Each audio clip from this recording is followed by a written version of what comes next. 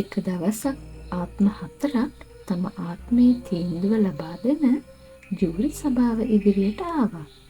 මේ 4 දෙනා ලෝකයේ විවිධ තැන්වල එයාලගේ අවසන් හුස්ම හෙළපු 4 දෙනෙක්. ජීවත් වෙලා ඉද්දි කවදාවත් එකිනෙකට මුණ නොගැසුණ මේ 4 දෙනා මරණයෙන් පස්සේ දැන් එකම ජූරි සභාවක් ඉදිරියට ඇවිල්ලා. මේ ජූරි සභාවේ අග්‍රපුටුවේ ඉඳගෙන ඉන්න දෙවියන් වහන්සේ අතේ ඇති පොතේ මේ 4 දෙනාගේ ජීවිත කතාවේ සත්‍ය ලියලා තිබුණා. මේ තැනේදී කාගෙත් වෙස්මුණු ගැලවෙනවා. ධනය, බලය, පසුපස කාටවත් මෙතනදී සැඟවෙන්න බෑ. මෙතනදී විනිශ්චය කරන්නේ හදවත.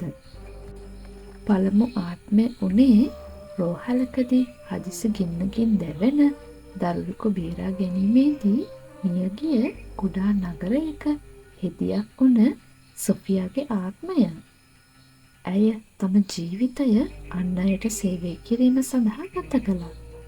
රෝගීන් රැක බලා ගන්න, ඔවුන්ව සනසන්න, කාටත් කරුණාව දක්වන්න ඇය නිතර පෙළඹුණා. සොෆියා ජූරි සභාව ඉදිරියේ මුදු ඇස් වලින් කිව්වේ, හැම වෙලාවෙම මට හරි කියලා හිතන දේ විතරක් මම කළා. ඉතින් තර්කයකින් තොරවම සත්‍ය ආලෝකය ඇය වටා එකතු වුණා. අනුකම්පාවෙන් හා ප්‍රේමෙන් පිරුණු හදවතක් ඇයට තිබුණු බව හෙළි කළා. ස්වර්ගයේ දොරටු විවර වුණා. මේ දිව්‍ය පුරයට ඇයට ආරාධනා ලැබුණා. ඉතින් පළමු ආත්මය සඳහා විනිශ්චය වුණේ ස්වර්ගය. දෙවෙනි ආත්මය වුණේ අධිවේගී මාර්ගයේ මෝටර් රථ අනතුරකින් හදිසියෙම මිය ගිය බලවත් ප්‍රධාන විධායක නිලධාරියෙක්. ඔහුට ලැබෙන තීන්දුව ගැන විශ්වාසයෙන් යුතුව ජූරි සභාව ඉදිරියේ හිටගෙන හිටියා. ඔහු ජීවත් වෙලා ඉන්න කාලේ බොහෝ හොඳ වැඩ කරපු කෙනෙක් නිසා. ඔහු දුප්පතුන්ට විශාල පරිත්‍යාග කරපු කෙනෙක්. පුණ්‍යස්ථානවලට මිලියන ගණනින් ආධාර කරපු කෙනෙක්. ඉතින් ඇත්තෙන්ම මම අයිති ස්වර්ගයට, ඔහු කිව්වා. තීන්දුව දෙන්නත් කලින් ඔහු විශ්වාසයෙන් යුතුව හිටියා. ඒත් සත්‍ය ආලෝකය ඔහුගේ හදවතේ තිබූ ඇත්ත හැඟීම් එලි කළා. පුණ්‍යස්ථාන වලට මිලියන ගණනින් ආධාර කරපු එක ගැන ඔහු ආඩම්බර වුණා. ඔහුගේ හිතේ තිබුණේ සැබෑ භක්තියක් නෙවෙයි, බොහෝ අහංකාරයක්. තමන්ගේ පෝසත්කම ලෝකෙට පෙන්වන්න දුප්පතුන්ට ආධාර දීලා ඔහු බලාපොරොත්තු වුණේ සමාජයේ ප්‍රසිද්ධිය, අන් අයගේ අවධානය, මෙන්න මේ වගේ දේවල්. ඉතින් ලෝකෙට පෙන්න කොච්චර හොඳ කරත් ඔහුගේ හදවතේ තිබුණේ අපිරිසිදු හැඟීම්. එක පාරටම අහස රත වුණා.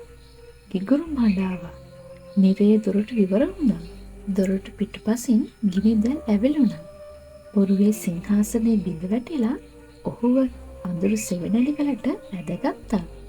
ජීවත් වෙලා ඉද්දි ඔහු පැළඳු කිසිම වෙස්මුහුණකට මෙතනදී ඔහුව බේරගන්න බැරි වුණා. ඉතින් දෙවන ආත්මය සඳහා විනිශ්චය වුණේ නිරය. තුන්වන ආත්මය ලීනා කියලා මහලු කාන්තාවක්. ඇය රෝහලේ ඇඳක නිහඬවම තනිවම මිය ගිය දුප්පත් තනි මවක්. ජූරි සභාව ඉදිරියේ ඇය ලැජ්ජාවෙන් බර වෙලා හිස පහත් කරගෙන හිටියා. මම හොඳ කෙනෙක් නෙවෙයි. ඇය මුමනමින් කිව්වා. මම එක පාරක් සොරකම් කළා. මගේ දරුවට කන්න දෙන්න දෙයක් නැතුව එක කඩේකින් මම කෑම සොරකම් කරා. දරුවව ජීවත් කරවන්න සල්ලි හොයන්න මම මිනිස්සුන්ට බොරු කිව්වා. ඇය මෙහෙම කියලා හිස පහත් කරන් හිටිය සත්‍යයේ ආලෝකය ඇයට චෝදනා කළේ නැහැ. ඒ වෙනුවට ඒ සත්‍ය පෙන්වුම් කරේ ඇගේ නිමක් නැති කැපකිරීම, ඇගේ නිහඬ යාඥාව, ඇගේ දරුවා වෙනුවෙන් ඇය හෙළු කඳුළු වගේම මේ හැම දෙයක් පිටුපස්සම තිබුණ අසීමිත දරු සෙනෙහස. ඉතින් එක්වරම රන්වන් ආලෝකයක් විහිදුවමින් එතනට ආව දේවදූතයන් ලීනව උණුසුම් ලෙස වැළඳගත්තා. ඔබ විපාක ගැන නොසිතා දරුවන් වෙනුවෙන් ආදරය දුන්නා. මෙහෙම කිව්ව දේවදූතයන් ඇගේ අර්ගලවල බර සැහැල්ලු පියාපත් බවට පත් කරා. ඉතින් තුන්වන ආත්මය සඳහා විනිශ්චය වුණේ ස්වර්ගය. සිව්වන ආත්මය ඩිලන් කියලා තරුණෙක්ට අයිති වුණා. ඔහු හෘදයාබාධයකින් හදිසියෙම මිය ගිය 20 ගණන් වල අයෙක්. ඔහු අවිනිශ්චිතව දෑත් සාක්කුවලට දාගෙන ඇස් පළල් කරගෙන හිටියා. මම නරක දෙයක් කළේ නෑ. ඒත් මම විතර හොඳ දේවල් කළෙත් නෑ. ඔහු කිව්වා. ඔහුගේ ජීවිතය කම්මැලිකමින් පිරුණු ඔහේ ගෙවුණු ජීවිතයක්. හොඳත් නැති නරකත් නැති ජීවිතයක්. ඔහු කවදාවත් කාටවත් හානියක් කළේ නෑ. ඒ වගේම කිසි කෙනෙක්ට උදව්වක් කළෙත් නෑ. සත්‍යයේ ආලෝකය ඔහු හිස් පුද්ගලයෙක් බව සොයාගත්තා.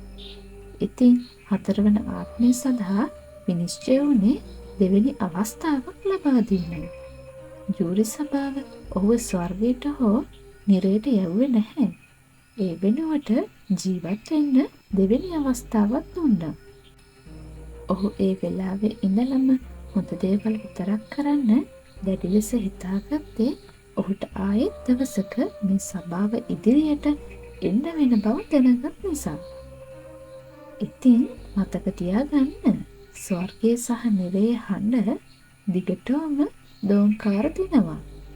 ඔය කවදා හරි මේ ජූරි සභාව ඉදිරියේ හිටගෙන ඉඳීවි. අද ඔයා ගමන් කරන්නේ මොන මාර්ගයකද? ඒ අනුව ඔයාටත් තීන්දුව ලැබෙවි. ඉතින් ඔයාගේ ආත්මය සූදානම්ද? ඉතින් යාළුවනේ මේ වීඩියෝ එක ඔයාලා රස වින්දා නම් ලයික් කරලා කමෙන්ට් කරලා සබ්ස්ක්‍රයිබ් කරන්නත් අමතක කරන්න එපා.